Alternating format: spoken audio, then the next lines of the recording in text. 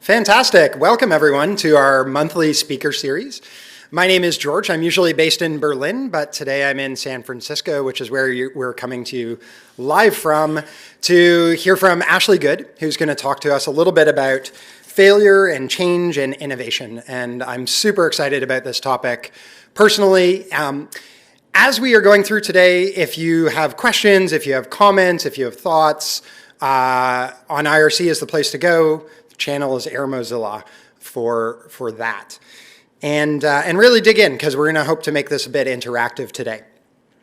So let me contextualize this a little bit. I think we've heard in a bunch of other speaker series, we've heard during All Hands, we've heard themes over the past couple of years about how Mozilla is both in a rapidly changing world and a rapidly changing sector, and that Mozilla itself is undergoing a lot of change. I think Dave Slater on a previous speaker series, I think it was in August, really put it well. It's everything from the org structure to what our teams do, to our technologies, to our product direction. Everything is constantly changing. And we're also being implored to within that change, innovate and try new things and take risks and really move the organization forward so that we're able to kind of achieve and really test the limits of what Mozilla can do against this massive mission we've set forth for us. And within that context, I think you've heard Mitchell talk a little bit about how we're kind of operating in almost like a new dynamic. She calls it going to space. I think it's a really nice analogy. And she's recently talked about kind of three things along those lines. One is that change is going to be constant. A second is that we need to have a sense of adventure. And the third is that we need to keep moving. And that to me is all kind of bundled up and really kind of connected to the topic today that Ashley's going to talk about. And it's connected because I think to do any of those things well, to manage change, to do innovation, you're naturally going to fail. And it's how we fail that I think allows us to understand whether we can keep moving and whether we can successfully advance and stand up to the immensity of our mission and be great together or not. And I've seen this personally. I've worked with Ashley now for 8 years. Well, roughly known Ashley, I guess, for 8 years. And personally, prior to Mozilla, I was at an organization called Engineers Without Borders, and we did a lot of work with Ashley around pioneering how to fail, how to try new things, how to synthesize those lessons, and how to be really great at failure, which is a funny thing to be great at. But I assure you, you can be great at failure. Now, Ashley has taken this on and been quite ambitious to say, let's see how we can kind of help organizations do this broadly. She, as a regular speaker at a variety of different venues, she works deeply with organizations all around the world in a variety of sectors. And she does all this from an organization called Fail Forward, which you can check out online and search away. So without further ado, Ashley's going to guide us through some great stories, some great thoughts, and have some really practical things to help us as Mozilla get great at failure. So Ashley.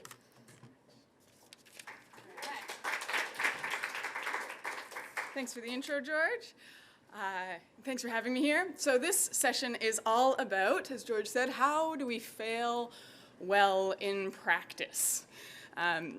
There was an article sent out with the introduction or invitation to this session from Chris Argyris called Teaching Smart People How to Learn. Anyone have the chance to read it? All right. For those that didn't, which I assumed was going to be most of you, let me summarize. Chris Argyris argues that smart people are the worst at dealing with failure well. And I start the talk by saying this simply to acknowledge that I absolutely know that everyone in this room and participating with us is a smart person. So yes, that means we are all terrible at dealing with failure well. Yes, that's also why I have a job and why I'm here. My work is to be a full-time failure. I help people deal with failure well. I talk about it all the time. But what I am delivering to you today is actually new. I've never done this before. A bunch of the content's new, and as well as the format, where there's some folks in person, some online, and it's a mix of both a talk and a discussion. So this format's new to me too. And I bring this up not to get your encouragement, or worse, to set the bar low. You have absolutely every right to expect a fantastic session, just like when you put out new products, your users expect excellence. So I point this out simply to bring attention to the messiness of doing something new, where on one hand, on the personal side, like, it's scary standing up here because I don't actually know for certain how this is going to go. And on the organizational side, fail forward will do fine if I mess this up. But if I don't figure out how to deliver new content and constantly change, then my organization becomes obsolete. We lose. We get outcompeted. So I'm stuck with this tension of, on one hand, wanting to stick to what I'm good at and what I already know, but also knowing that I need to continuously push the boundaries, learn, and grow. And then to add to that more messiness is the fact that if this totally flops, and we're hoping it doesn't, but if it does, I have to, walk away from this more than okay, because I have to be willing and able, and more than that, excited to actually do this again tomorrow, to get up on another stage and try new content again. And when I talk about dealing with failure well, I'm not just talking about these obvious failures that are more public, that people see, delivering a bad workshop or, a product that isn't landing.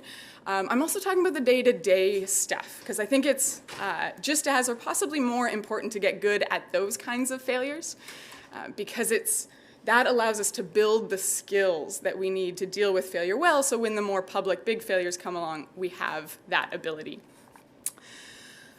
But what I've found is that this is way easier to say in theory than it is to actually do in practice. You have folks getting up on stages all the time talking about innovation and change, like it's all glamour and fun all the time. And it has been my experience that innovation is only fun if it's what everyone wants and you're good at it right away. And innovation means change, and it has also been my experience that most of the time not everybody wants change, and you are rarely good at it right away. So this is very hard to do, this act of creating something new, constantly adapting, failing, learning as you go. Hard to do, also absolutely essential. I know you know this. I see Mozilla, exploring new products. You're moving on from massive investments in FXOS and a smaller one in WebMaker app, Persona, and shifting away from building and shipping smartphones and to focus on those connected devices. So you're doing this all the time. I know it's not easy. I know even in those few examples, there are a huge diversity of perspectives of what happened, and I'm sure some very, very difficult decisions that had to be made along the way. But as far as I can tell, you guys are in the business of change, of creating new stuff, new products, and moving on from the things that don't work. And how you choose to deal with that is up to you. It's an individual choice, but I see it as a little bit of like a cake or death kind of choice. Like death, you dig your heels in and say, nope, we're just going to stick to the old ways and refuse to try anything new and not adapt. Or cake, you make the tough choice to choose to see the excitement and the possibilities in doing something new, even though it's really hard. Choose to see the excitement in that challenge. So, assuming everyone chooses cake over death, I am going to spend our time together today talking about how to fail well. And I'm going to cover 3 ideas pretty quickly. It's going to be a mixture of theory and examples, plus bringing in discussions from the folks in this room as well as online via IRC. And And then at the end, we'll hopefully have some time to discuss kind of like how do we bring this out of our meeting rooms and back into our day-to-day lives, and hopefully leave some time for questions, any questions that come up along the way as well. So jumping in, first idea is that failure, innovation, and performance are linked. I'm going to kick us off by reading an example from Bales and Orland's book, Art and Fear. And here's the example. It says, a ceramics teacher announced on opening day that he was dividing the class into 2 groups. On the left side of the studio, he said, would be graded solely on the quantity of work they produced. All those on the right side, solely on quality. On the final day of class, he would bring in a scale and weigh the work of the quantity groups, 50 pounds, pots rated an A, 40 pounds a B, so on. For those being graded on quality, however, they only needed to produce 1 pot, albeit a perfect one, to get an A. Come grading time, a curious fact emerged. The works of highest quality were all produced by the group being graded on quantity. It seems that while the quantity group was busily churning out piles of work and learning from their mistakes, the quality group had sat there theorizing about perfection, and in the end had little to show for their efforts than grandiose theories and a pile of dead clay. In the pre-survey for this session, I asked, what does intelligent failure mean to you? And your answers were exceptional. They really said that this group intuitively understands what we mean by intelligent failure and what it means to fail well. There are things like, we go into and come out of the experience intentionally and strategically. We plan to gain something either way. We don't assume the cause or externalize blame. We analyze, learn, and share to prevent future failures, taking the time to rework supporting infrastructure to foster future innovation. This is great because it means that I don't need to spend a lot of time describing this model that's up on the screen in front of you. What I do want to point out, though, is to say that that skill of being able to fail, learn from it, and adapt, and so grow stronger and wiser through the experience, is a skill that can be practiced. And as you get good at that, it creates more room for taking risks and innovating, because you know that even the trials that don't work are only going to make you smarter. So my challenge to you, I know you know this, my challenge is to do it, to put it into practice. Because our tendency is going to be to exit. We respond defensively and want to move on as quickly as possible instead of taking the time to learn. Or even when we do take the time to learn, we don't take the time to share that and adapt accordingly. So my challenge to you, put this into practice. And I'm not just talking about the big public failures, but the day-to-day ones too. Whether you send a bad email, miscommunicate with a colleague, procrastinate on something important, take the time to reflect, learn, and adapt accordingly, and that way build the skill to be able to fail intelligently in practice. And I want to put this to you. Failure, learning, innovation, performance, how are they linked in your minds? And specifically, I know that this organization is shifting towards setting very ambitious goals. And that creates room for some level of failure. So in that case, how does that kind of bold ambition setting and that room for failure impact performance in your minds? And feel free to throw up your hands if you happen to be in this room, or through IRC. Diana's monitoring that channel. Any thoughts? Here we go. Because we're so highly visible, it looks really bad. Ready? Because we're so visible, it looks really bad when Mozilla fails in a way that all developers are watching. So we take a lot of risks and experiments, but when we put our name on something, we're really endangering the ideas that we stand for if we fail big. Ah, interesting. Anything coming through the... Nope. There was...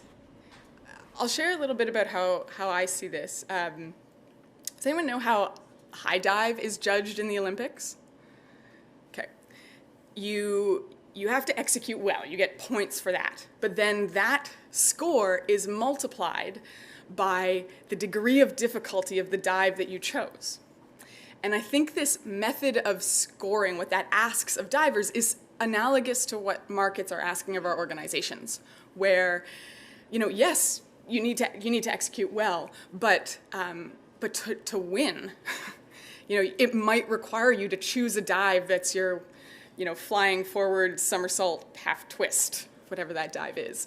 And I think like that 70% or 80% attainment goal is speaks to the degree of difficulty that is appropriate for the organization. So it's asking you to set goals that are hard enough that it's as if on your best day, if you went after that, you would still only be able to nail that dive 7 out of 10 times.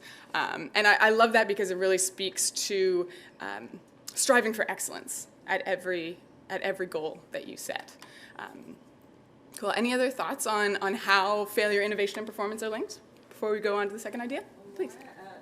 There's one over here. Yeah. Nice move. Well, I mean, it feels maybe a bit obvious to say, but it would seem like it would reduce your motivation to take risks, and generally reduce your motivation in general if you feel that you're going to fail from the start. And failing almost most of the way and failing really badly, you probably, if there's no way of achieving it, then your general motivation is going to be decreased. That's a really interesting point. It's almost like we have to get the degree of difficulty right. Like if you put me up on a high dive and ask me to do any dive, it's going to end badly. I'm not going to want to climb that ladder. But if I know that if I get a shorter board and I know that I can do, a little dive, then I'm willing to try and get better at that. So it's setting something that's within your reach, but still just a little bit outside. So you keep pushing yourself. Thanks for that comment. I am going to move on to the second idea. Good productive failure does exist. Once again, I'm going to assume that you agree with me. I'm going to move on to how, specifically talking about the language and the skills that we need to detect failure early and analyze effectively. So on the language side, we have one word to describe a huge range of experiences. The Harvard professor, Amy Edmondson, she puts these different kinds of failure on a spectrum from blameworthy to praiseworthy. I think the challenge in that is that you can never get everyone to agree where any given failure would fall on that spectrum because everybody has different perspectives, which is great. But I think that it is important to acknowledge we need different tolerances. Obviously, we tolerate failure caused by experimentation much, much more than we would tolerate failure caused by a moral lapse, per se. So a practice that I've seen be really promising for organizations in promoting productive failure is articulating common failure modes and where they sit on that spectrum. So on the blameworthy side, Julie Morath, who leads Hospital Quality Institute, she has 4 behaviors that she has 0 tolerance for. They're always, always blameworthy. Being reckless, knowingly violating standards, working well beyond your boundaries, failure to learn over time. On the other side of that spectrum, this is from a UK-based global retailer, had a handful of examples of failure that were always acceptable. Things like, these productive, praiseworthy failures where the effort involves uncertainty, it's riskier to do nothing at all, assumptions are documented, cost is contained, and we define success and it's worth the risk. And perhaps some of these resonate with you. There are, examples that might be appropriate in your context of failures you'd actually want to create space for.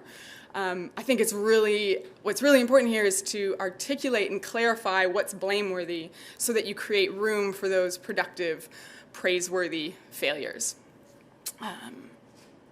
So there's a bit of language, nuance around that concept. I'm actually going to ask for George to offer us some Mozilla-based examples. Just shared a little bit of language on what productive failure looks like. I know that Mozilla is doing all sorts of different things, and on your team, especially all sorts of different things to bring productive failure into the ways you're working. Specifically, I have a couple of questions that I'll put to you, and then I'd love to open up for discussion. How do you detect early and analyze effectively? And how do you deal with the challenge of adapting your strategy, knowing when to quit, adapt, or persist? I'll leave it to you. Do you want to come up? You can. Cool. I don't know. Can the camera get me here? Yeah, awesome. Great, I can sit comfortably.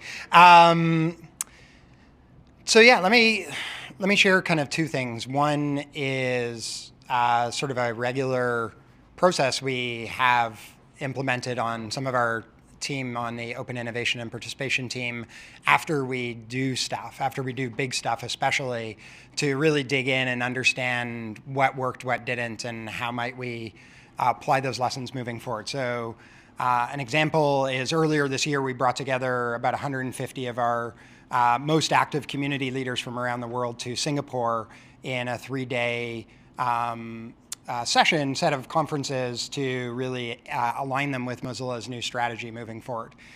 And we did a lot right there, and we also did a lot wrong.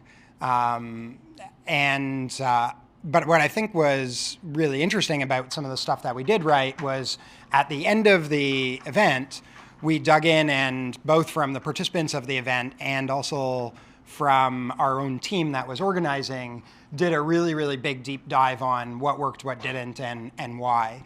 And in particular, we then summarized that into a document of, I think it was our top 8 biggest failures that we had in executing on that event and the follow-up. And then synthesized a set of lessons for each of those failures, and then a set of actions for what we would do to act on those lessons so that we would systematize not making that mistake again in similar activities in the future. And so in that case, that was very much sort of analyzing and understanding the failure. How do we be productive with that? And very much kind of understanding what we would stop do and not do anymore, and how to persist.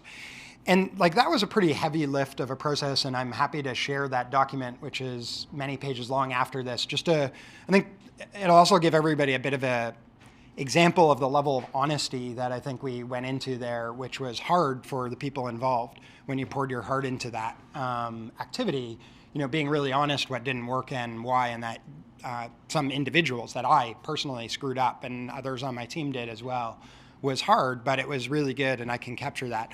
What we've also done is do a bit more of a systematization of this, and I know a lot of teams at Mozilla work on sprints. And I know one of the things we do when we work on sprints is at the end, we're supposed to have this lessons and synthesis time. And so often that gets deprioritized. It's the easiest thing to deprioritize in favor of okay, what's next on our what's in the next sprint, and how do we, manage our backlog and all that type of stuff. Oh yeah, synthesis.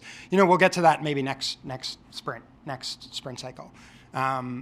So being able to protect that time, I think, has been really key for us to really answer that second question around how to quit, adapt, or persist, and to make sure that we take the time to invest in some of that. Mic's on. There we go. I would really love to open it up to the folks participating remotely, to the folks in this room. How, George provided a great Mozilla-specific example. Have some understanding of sort of the language we want to promote for more productive failures. I'm curious if you have any ideas of things that you can do, and that more with stronger language, things you will do to detect failures early, analyze effectively, and make those hard decisions of when to quit, adapt, or persist.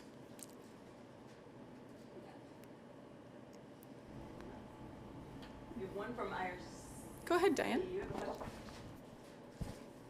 This is a hint to everybody in a room. Get those questions going. We got one through IRC, which is, in a corporate environment, we're graded on our achievements and we're penalized by our failures.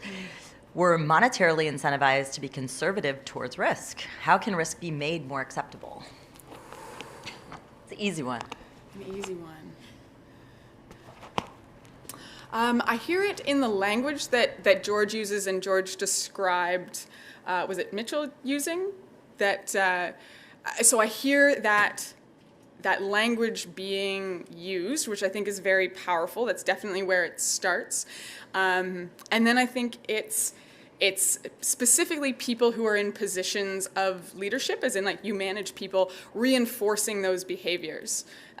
So when someone takes a risk and articulates their assumptions and makes sure that that they learn as much as they can from what the pieces that worked and the pieces that didn't, then rewarding that behavior, rewarding for taking that really challenging dive that was just beyond your skill level.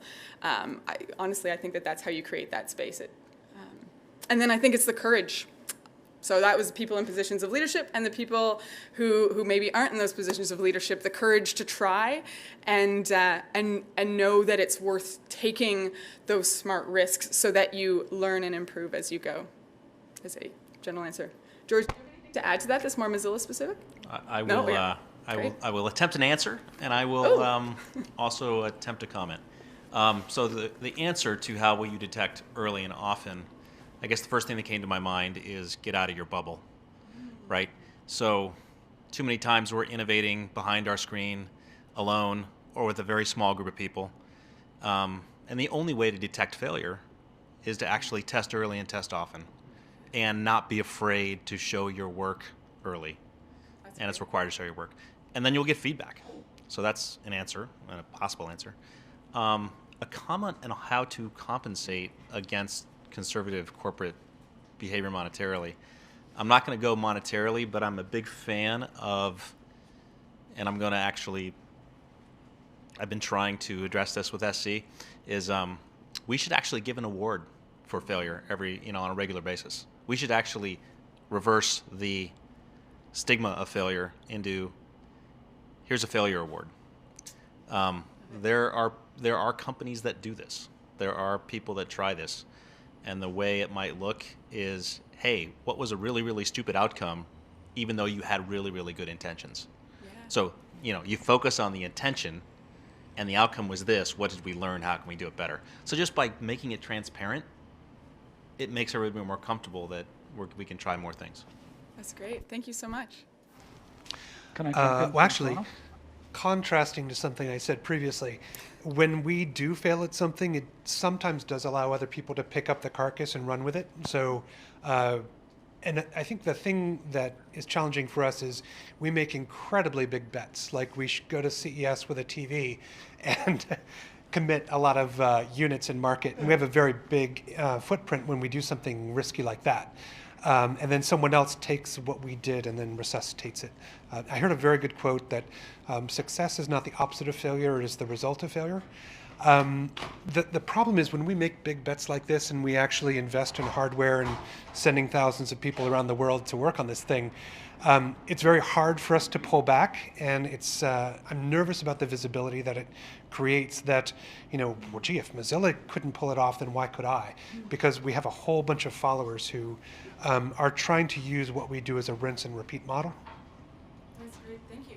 I also wanted to bring up a couple of things that came through the pre-survey, a couple of ideas, because they relate to what's being said here. They were things, to your point, a couple folks mentioned the need to start small to test and scale up. So you have what a friend called, you have a whole bunch of small F failures so that you never get to that big F failure, and using that mentality to reduce the risk. There was also check your own work from the third perspective often, which spoke to your point as well, and articulate assumptions and use the agile processes of inspect and adapt as well as ideas.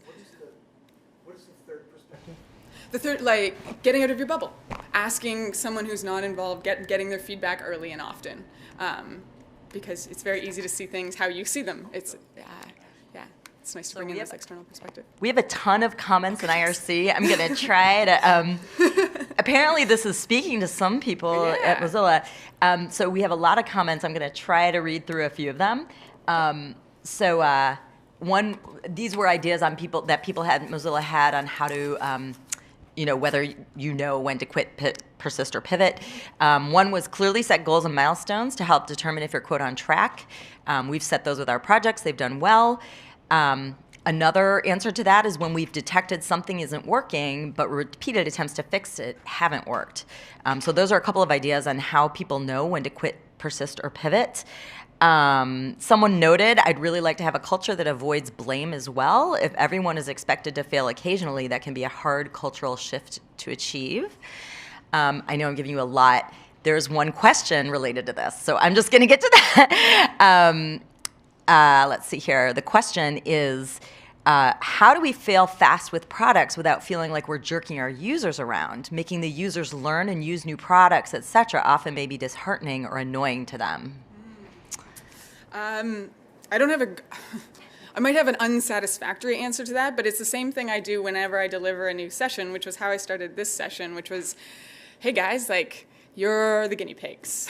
That doesn't mean that this shouldn't be great, but if it's not, I need you to tell me right away. And I think the other piece of that is being set up, which is easier in my case than it is in yours, granted, but being set up to adapt to whatever feedback you get as quickly as you can so that your users are seeing their investment in you pay off right away. But I don't think there's any other way around it. Putting out new things is always risky, so. Yeah. Cool. Oh, one more in the room. Okay. So to Christopher's big bet conundrum, one way around big bets is to break down the big bet into bite-sized, smaller bets, and then review them early and often, and then course correct as you go. So once you realize you're making a big bet, and the failure on a big bet is really, really expensive or risky, or whatever, it might not even be monetary, break it down, and force the review, and change before you actually get to that big F failure. And even more, make a bunch of small bets that. When I was listening to your question, I was thinking, there's a lot of small bets we make around here too that actually should be a lot bigger. And we're afraid to make those big bets because of those big bets. We have to find this middle ground of, what size bet are we making and how do we stage and gate it? Well, you'll hear us talking about staging and gating investments as we go in the future, and this is what we're talking about. Thanks so much. I do want to move on to the third idea. So one more idea. Which is that it's really, how we talk about our failures is really important. So I want everyone participating remotely, everyone in the room, kindly think of something you failed at. Don't worry, I won't force you to share it, but I do. The only rules are that it's your failure, something actually like you feel like you could have done better, you messed up, and I recommend a professional failure. We're in a professional context, and I ask you to think of a failure because we're gonna start to work on how we talk about that failure. I also encourage you to think of one that maybe you wouldn't mind sharing, or you think there's some valuable lessons in that failure that you would actually want to share outside of this session. So I'll get you to think of your failures. Take a moment now.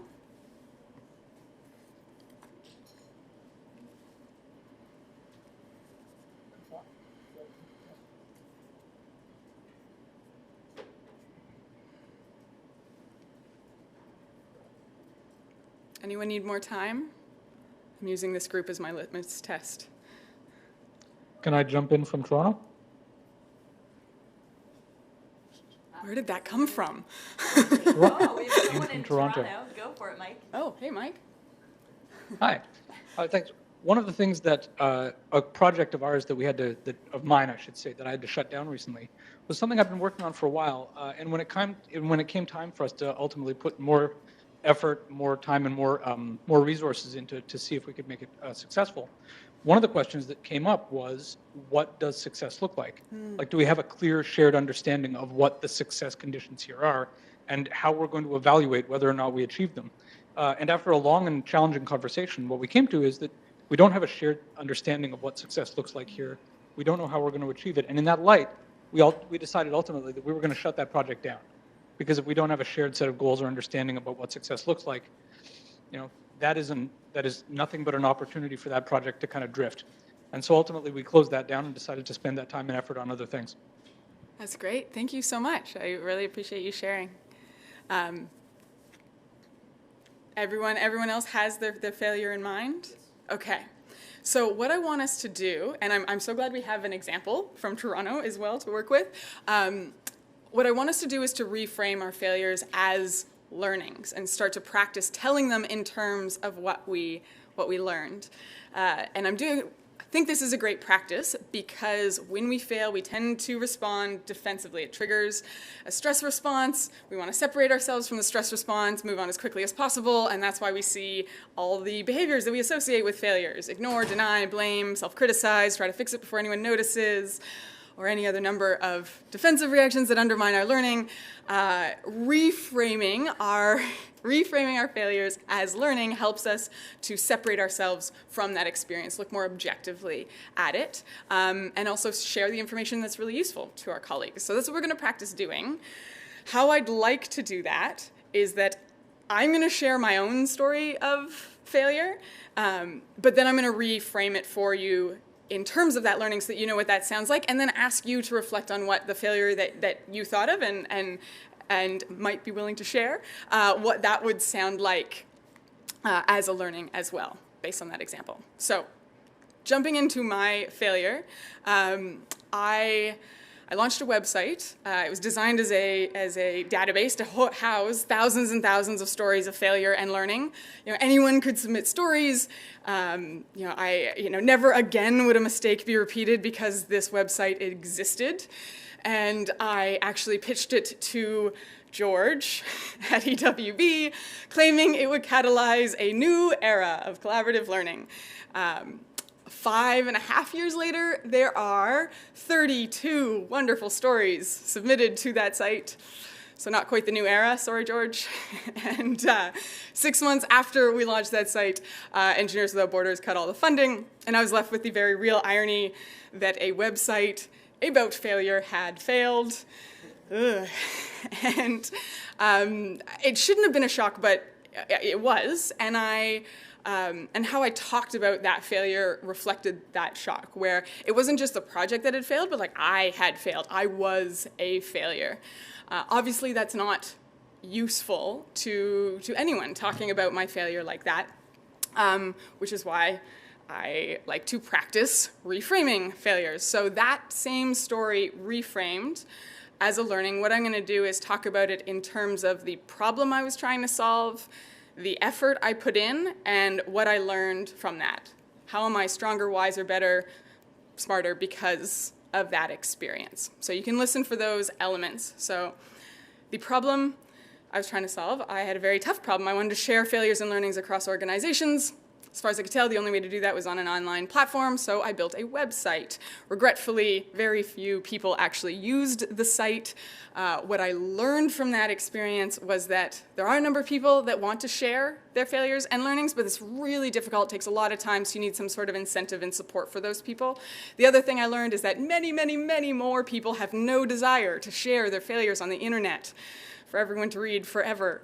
So I needed to do a better job of understanding my users before jumping to solutions. I took those 2 lessons, applied them to the company I now run called Fail Forward. So there you go, 2 versions, same story.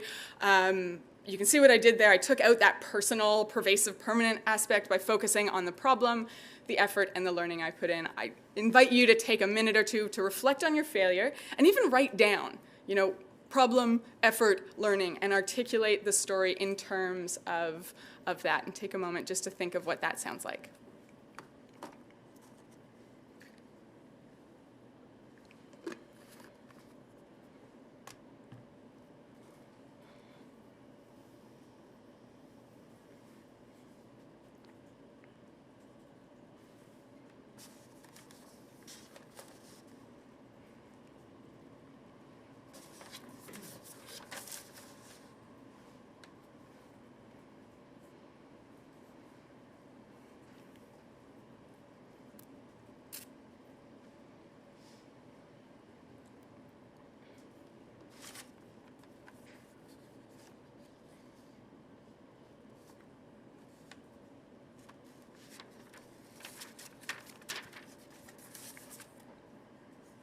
All right, anyone want more time? You guys doing okay?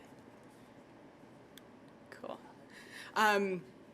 like I said, I do encourage you to share that story with your colleagues in the spirit of articulating our failures, sharing that learning, and so we grow stronger and wiser through the experience. To be a good listener for those that are going to listen to these stories, remember that it's hard to share a failure story, even if you're sharing it in terms of what you learned. So as a listener, if you ever hear somebody's failure story, I have some ground rules for what it means to be a good listener. Specifically, listen. Seems obvious, not always. Don't judge, don't try to solve it unless they ask. Be supportive and on their team, and recognizing the courage it takes. Being able to share that story takes incredible courage and strength, and just appreciating that. And then asking those so what and now what questions, which is what I'd like to pose to you as another individual reflection exercise, but hopefully something you can bring outside of this session, is once you've articulated that learning and you've put it to somebody else, they have the great opportunity to help you deepen what you can learn from that experience by asking curious questions. Things like, why does this failure matter? Why is it important to share? You know, what will you do differently? How has your understanding changed since this happened? My personal favorite is the last one. How would other characters in this story talk about this failure as a mean to see it from different perspectives? So actually, I'll give you just a few seconds to think, when you think about your failure that you've just reframed, ask yourself some of these questions, anyone that stands out to you, and take a moment just to think about how you might deepen your learning around that experience.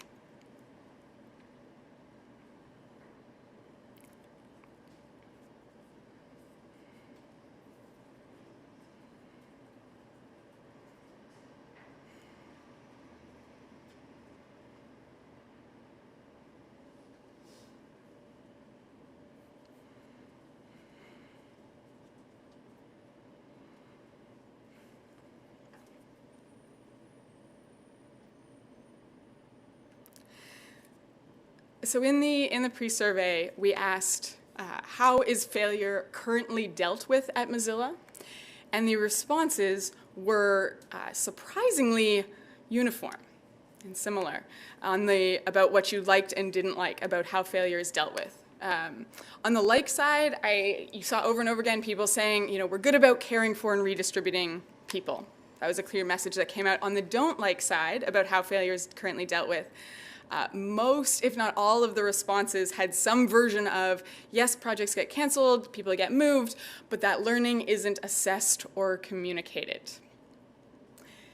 I want to stress how important this is.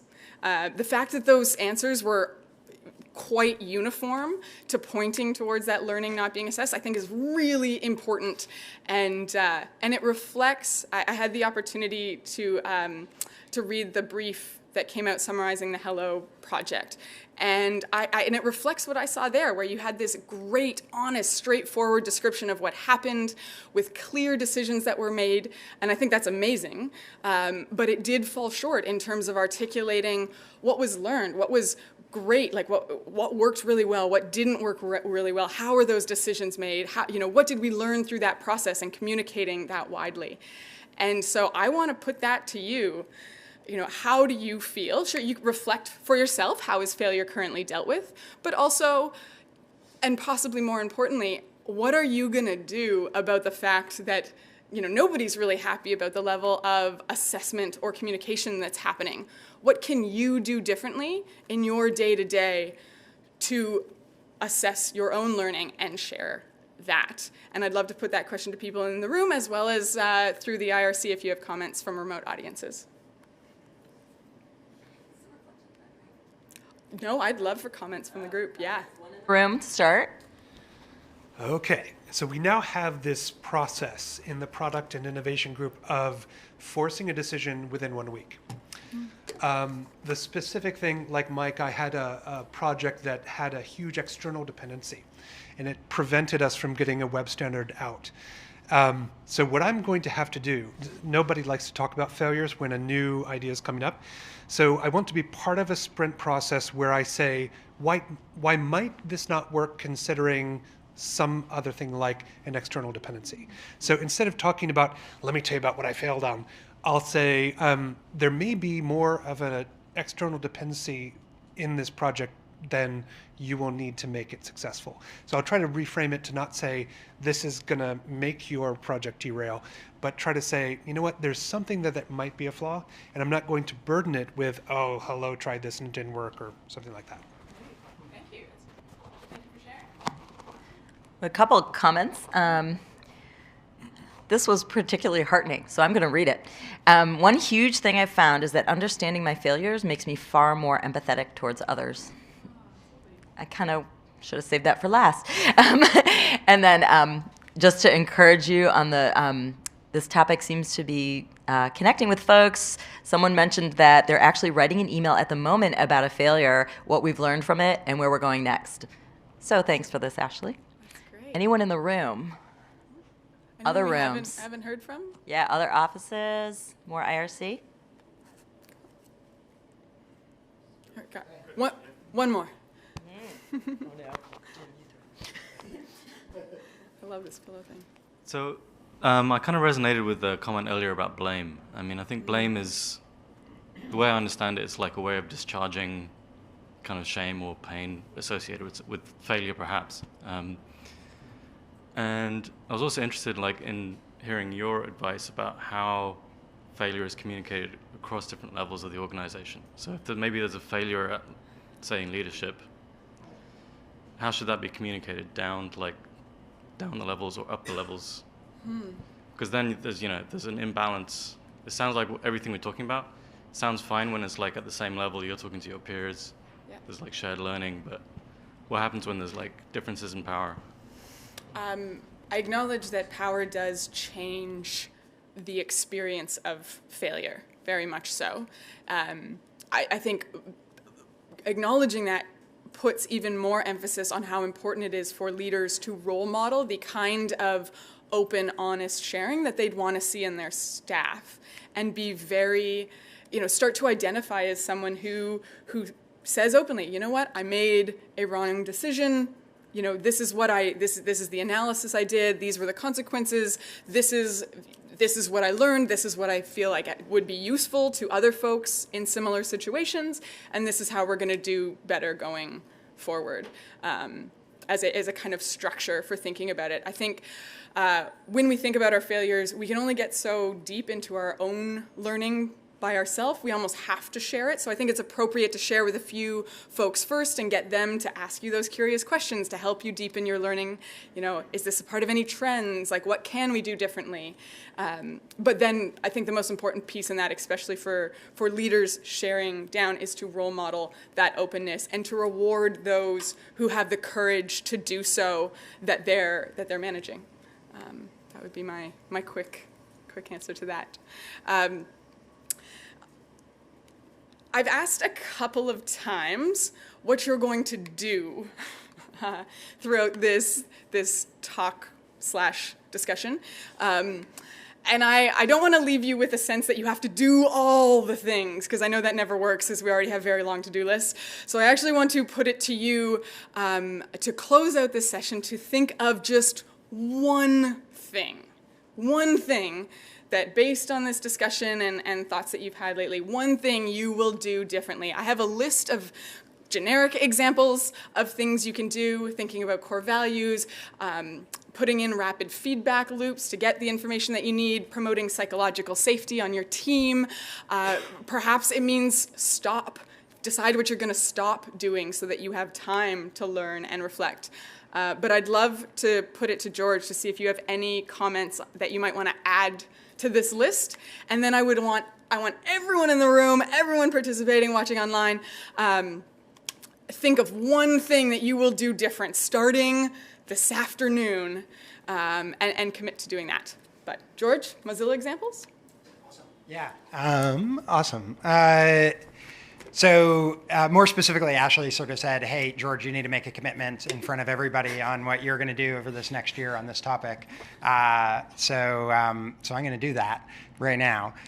So my commitment to both myself and my team is that for every experiment that we run, which we're setting up to do lots of in 2017, we're going to very clearly establish hypotheses upfront and checkpoints. And I'm going to rigorously kind of hold myself to reflecting on those hypotheses at each of those checkpoints and sharing them not just with my team, but as much as I can within the organization and more broadly within our non-staff cohort of community to be able to invite thoughts and ideas and wisdom that will allow us to move forward more effectively. Thank you, George. And thanks for letting me put you on the spot to make a commitment in front of your whole organization. I appreciate that. So I put it to you. What are you going to commit to? If you feel like sharing that, please feel free to, or just make the commitment to yourself. Either one's fine. Okay, I have a different failure. And this one has to do with the stage upon which the failure happened. And people who were not for the idea had to undermine it through secret, devious means. I'll describe it as that. So I'm going to talk to all the stakeholders before I start to put something on stage. I want to make sure that everyone who might be impacted knows that it's coming before it becomes an email string with a lot of visibility. So I'm going to try to de-escalate and get the feedback before someone has to jump on a string that already has momentum. Thank you so much for sharing. Other offices, this office, IRC, what one thing will you do differently? We got something in IRC, something that somebody agreed to this morning, but they'll say again. On their second day of working at Mozilla, they have committed to write the user testing training to teach people how to do user testing so we can learn from our users early and fail fast. Thank you. I know we only have a few minutes left, and I do want to allow at least a second for questions that come in at the end. But as a few closing thoughts, I've said this before, but I look at failing well, failing intelligently as a skill, and it's a skill that can be practiced, as if you're playing a sport or a musical instrument. You don't walk out of a symphony expecting to be able to play the violin perfectly. You've just seen what's possible, but it's up to you to take the actions and sign up for music lessons and practice your heart away in your basement, learning how to play that violin. So I guess that's why I wanted to close with that commitment to action, that commitment to your first music lesson. And as something to add to that commitment, I have Benjamin Zander here. He's the conductor of the Boston Philharmonic Orchestra. He's also an educator, and he has potentially an idea for your first music lesson, your first practice. And I'll just let him speak for himself. And if we could roll the video, that would be great. The teacher is always right, and the students try to be right. And as one of these ladies said, the best way to be right is not to say anything, then you won't be wrong. Now, I believe the exact opposite, which is you cannot learn anything unless you make a mistake. So I tell my students, when you make a mistake, celebrate. And the way to celebrate is like this. How fascinating! It's actually quite difficult. Try it out on the golf course next time you're out. You know why it's difficult is because when we make a mistake, we tend to pull down, the body pull down. Notice the next time you make a mistake, the body pulls down. Now, instead, when it pulls down, you go, how fascinating. It's like this. It's difficult to do, I appreciate that. Everyone, I'm looking at all of you, remote and otherwise. I want you to think of your failure. It can be the one you just thought of, but pick one that still has emotional weight, that pulls your shoulders down. But instead of letting our shoulders pull down, on the count of 3, we are all, you people in the back too, all you, remote, I'm watching, we're all gonna throw our arms up and yell, how fascinating. Yeah, and I can understand if you're feeling a little bit like silly or embarrassed. You can close your eyes so no one can see you, but for real, we're gonna do this. I'm gonna do it too, so I want you to think of your failure, really let yourself go back to that moment, remember what it was like.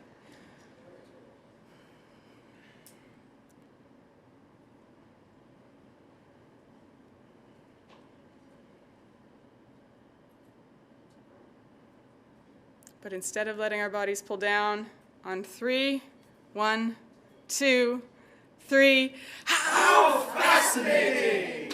I love this. Obviously, a very simple action. And I admit a little bit silly, but I love it because it's also just so profound. Like, you just imagine if every time you failed, instead of pointing fingers, blaming, we said to ourselves, how fascinating. What did I learn? And every time our colleagues, our peers, partners failed, we went up to them with that same appreciation and curiosity and said, how fascinating.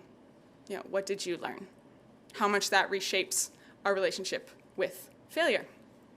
And with that, I will put it aside, open it up to any questions that are left, and would be happy to hear from the remote groups as well as folks in the room.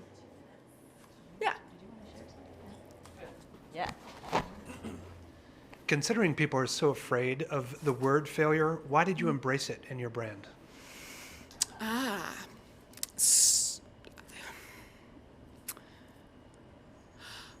It was important to me to use the word failure because it provoked a conversation that wasn't happening already.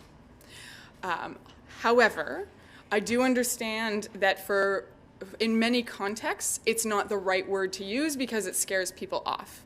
And I would never insist that you have to use the word failure if that's not going. The goal is to foster the conversations and those kind of open, honest conversations that weren't happening. So if using the word failure is going to prevent those, then obviously don't use it.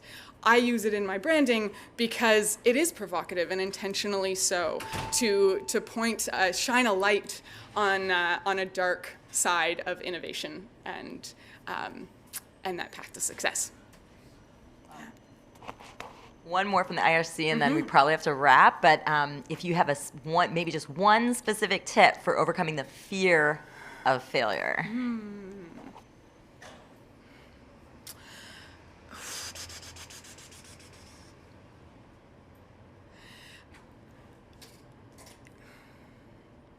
I think when I think about the fear of failure, I don't think we're as scared of failing as we are of being seen as a failure by others. And so when I think about that fear of failure, to me it's about acknowledging that yes, this does take great courage. Yes, this might not work. And deciding for yourself how you stay solid in your decision, whether it turns out to be the right one or wrong one, you're taking that risk knowingly that it is a risk, so that if you are seen as a failure by others, you have that strength in yourself to say, you know what, I went in prepared to learn either way, and I'm going to share that learning so that you actually that you harness that learning potential of the failure either way. But I think it is, and a part of that is probably articulating as you take that risk, look guys, we know this is a risk. If you have ideas for how to mitigate that risk, let me know now. So that you're bringing people along in that adventure. Yeah. Cool. That's a great question. Thank you. George, wrap us up. Yeah. Thank you so much, guys. It was such a pleasure to be here. You can stay up here. Quick thank you to Ashley. That was fantastic. Super engaging as usual. And we have a gift of Firefox for you. That is the physical manifestation of the browser. Thanks for joining us and sharing your thoughts and wisdom on that great session. That was super interactive as well. So. Cheers, George. Always a pleasure. Thanks everyone for joining in.